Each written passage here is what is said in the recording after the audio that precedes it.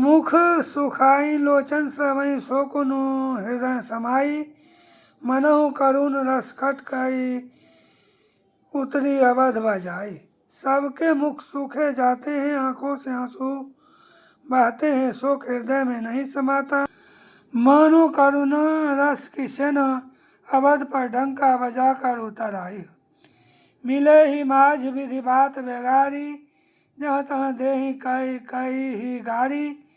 यही पापिनी ही बुझी का परेऊ, छाई भवन पर पावकु धरेऊ। सब मेल मिल गए थे, सब संजोग ठीक हो गए थे। इतने में ही विधाता ने बात बिगाड़ दी। जहाँ तहाँ लोग कई को गाली दे रही, इस पापिन को क्या सूझ पड़ा जो इसने छाए घर पर आग रख दी। निजकर नयन काढ़ी चह दिखा, डारी सुधा विषु चाहत चीखा।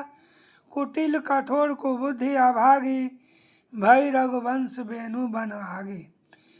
यह अपने हाथ से अपनी आंखों को निकालकर आंखों के बिना ही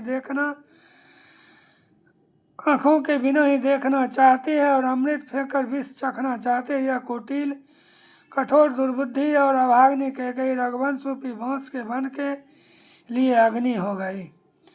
पालब बैठी पेड़ यही काटा, सुख महु शोक ठाटू धरी ठाटा। सदा राम यही प्राण समाना, कारण कवन कुटिलपन उठाना।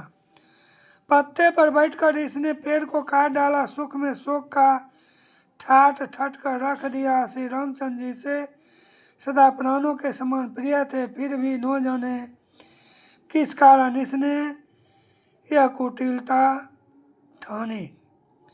सत्य कहीं कवि नारी स्वभाव, सब विधि आगहु अगाध दुराऊ।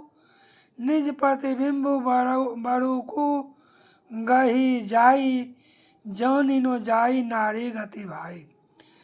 कभी सत्य ही कहते हैं कि स्त्री का स्वभाव सब प्रकार से पकड़ में न आने योग्य था और भेद भरा होता है।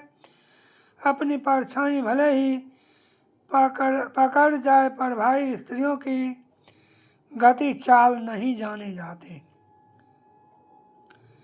काह नो पावकु उजारी, सक का नो समुद्र समाई।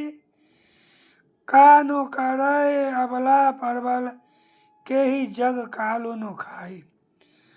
आग क्या नहीं जला सकती, समुद्र में क्या नहीं समा सकता। अबला कहने वाली प्रबल स्त्री जाति क्या नहीं कर सकती, और जगत में काल किसको नहीं खाता। का सुनाई विधि का सुनावा, का देखाई चह का देखावा।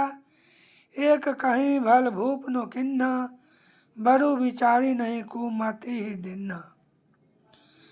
विधाता ने क्या सुनाकर क्या सुना दिया और क्या दिखाकर अब वह क्या दिखाना चाहता है। कहते हैं कि राजा ने अच्छा नहीं किया, दुर्बुद्धि कैकेयी को विचार कर वर नहीं दिया।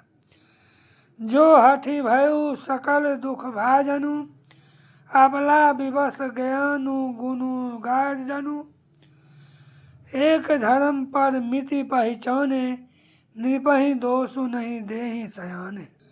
जो हट करके कैकेयी की बात को पूरा करने में अड़े रहकर स्वयं सब दुखों के पात्र हो गए। स्त्री के विशेष वश होने के कारण मानो उनका ज्ञान और गुण जाता रहा। एक दूसरे को जो धर्म की मर्यादा को जानते हैं और सयाने हैं, वे राजा को दोष नहीं देते। शिवी दधीचि हरि चंद कहानी, एक एक सन कहीं बखानी। एक भरत कर सम्मत कहीं, एक उदास भाइयों सुने रहे। वे शिवी दधीचि और हरिश्चंद्र की कथा एक दूसरे से बखान कर कहते हैं कि कोई इसमें भरत जी की सम्मति बताते हैं, कोई एक सुनकर उदासीन भाव से रह जाते हैं, कुछ बोलते हैं। कान मूदी कर रद गही जिहा, एक कहीं यह बात अलीहा। सुकृत जाहि अस कहत तुम्हारे, राम भरत कहूँ प्राण प्यारे। कोई हाथों से कान मूंद कर और जीभ को दांतों तले दबाकर कहते हैं कि यह बात झूठ है, ऐसी बात कहने पर से तुम्हारे पुण्य नष्ट हो जाएंगे। भरत जी को तो श्री रामचंद्र जी प्राणों के समान प्यारे हैं।